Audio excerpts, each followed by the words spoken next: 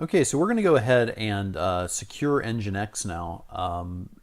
So we're going to log into our server, and it's quite easy. We're just going to take a couple minutes, mainly because of the fact that we're going to use a pre-made file to secure it. This should work for any kind of PHP web application. We're going to use it for Joomla, but it should work for Drupal or WordPress or pretty much any PHP application. You might have to make some tweaks here and there, but it's definitely going to help out in securing your web application. So, okay, so the first thing we're going to do is log in.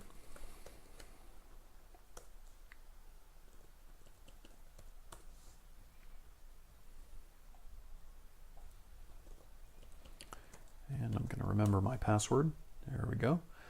Okay, so we're on Ubuntu, and this is the AWS version of Ubuntu, but it's just the 1604 LTS version. Okay, it happens to be on AWS, but it shouldn't matter. Okay, so the first thing we're going to do here is that let's go ahead and take a look inside of the etc. Nginx directory just to kind of get our bearings.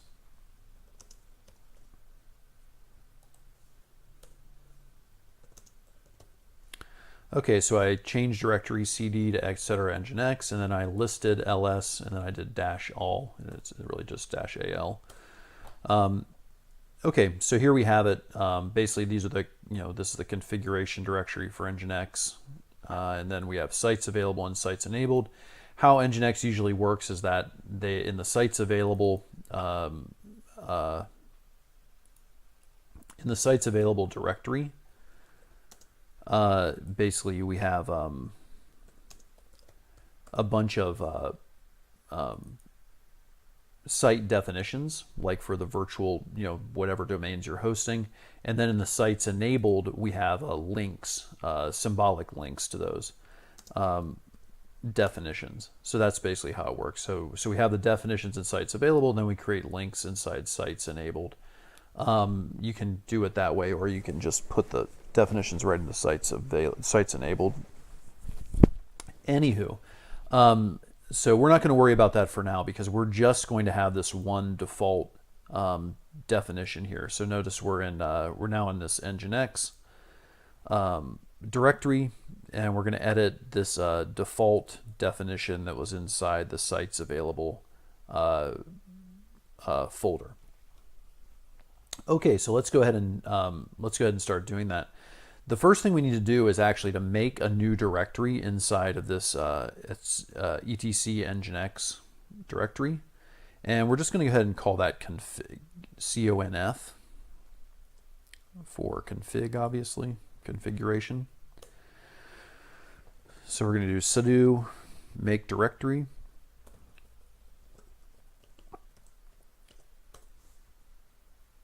Oops, keep getting my password wrong. Okay, so now we have this. Config right directory, and now we're going to go ahead and create a file inside of that directory. So we're going to go to this. So we're going to do sudo nano, and then the file name, right? So etc nginx config conf, and then the name of the file we're going to do is joomla.conf. Okay, mainly because this is going to be for a Joomla web application, but once again, it could be used for any PHP web application. All right, so we're going to hit enter, and it is a blank document thus far. So what we're going to do here is that I've put together in the instructions that are going to be in the comments here. I put together this. It's a sample file. Now I did not create this. This was written by one Walter Cedric, but I've used it quite a bit, and it definitely works. So go ahead and just if you're new to this, just use it as is. If you are not new to this, if you have some experience, then I would suggest that you take a good look at it and change it where you want to. Okay, so once we pasted the content from joomla.conf.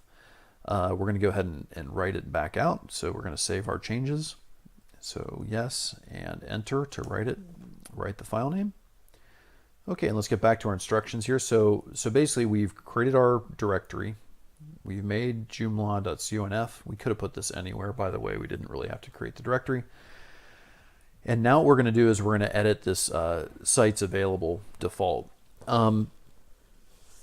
So I've already edited this per the instructions. So notice that basically what I've got here is down below in the instructions. We're just going to I'm just going to kind of redo it, even though initially my file is going to look different from yours. So let's go ahead and edit it. So site's available default. And basically what I want you to do is, I know this is dangerous here, but go ahead and do it anyways. So let's do Control K. Control K just deletes things line by line in Nano. So we have our blank document at this point for default. And then go ahead and just highlight the file that I gave you, or sorry, the lines in the instructions. And then we're going to go back through. Basically, the only thing you're going to need to change here, if you're following along with me, is that you're going to need to change your IP address here. And your IP address, oops, for me is this right here. Okay. Now it's possible, say if you were following along and you're trying to secure a different web address or something that you're working on your own, the things you might need to change are the root. So make sure that this is the actual root of your of the site that you're looking at. So for the default site, it's var www.html directory. Notice that we had to add this index.php before. Mainly what we've done here is that we've taken out all the lines that are commented. Okay, just for sake of reading. Sometimes the comments are great for people that understand them, but when you're just starting out, it can look very complicated, when in fact, really there's just, this is a 6-line file basically, right? The Joomla .conf, if we take a look at that, basically it's a bunch of location definitions. So if we look in here, if we see this, it has a couple directives, right? Server name and redirect off. But then mainly what it is these location definitions, and it's giving rules based upon where the location is, okay? And so basically these are running and then giving a bunch of directions on different things to do based upon the location of the requested file. Okay, so those are going to fall within everything in joomla.config.conf. You could just copy out of this file and put in here. The reason why you'd want to keep it in a separate file is if you wanted to use it for multiple websites and kind of have all your configurations in one place. So basically, these are the configurations that you might want to have for a particular server. And then this joomla.conf, these are the configurations that would be common among your different domains. Okay, so there we have it. We're going to go ahead and exit. So Control X and yes to save and enter. Okay, and at that point, all we're going to do now is do our test to make sure that our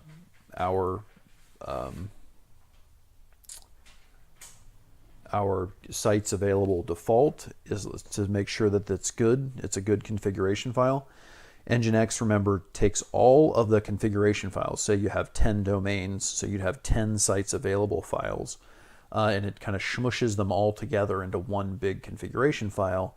And so if you have any mistakes in any one of those files, it won't start up basically. So to test it, what we're going to do is we're going to go ahead and put in sudo nginx-t for test. And this is what we want to see. We want to see syntax is okay and test is successful right there. All right, then we're going to do sudo systemctl reload nginx, and that will basically reload nginx with our new configuration settings, and we should be good to go. So in order to do our final check, we're going to go to our IP address, and we're just going to reload the page there. And as long as we see our default website come back up, we should be good. So so that's it. At this point, your Joomla installation is relatively secure. There is a couple other things we can do that are really specific to Joomla or really specific to other applications, but as far as general security goes, after locking down the PHP installation and locking down Nginx just like this, you should be set for security to start off. Best of luck.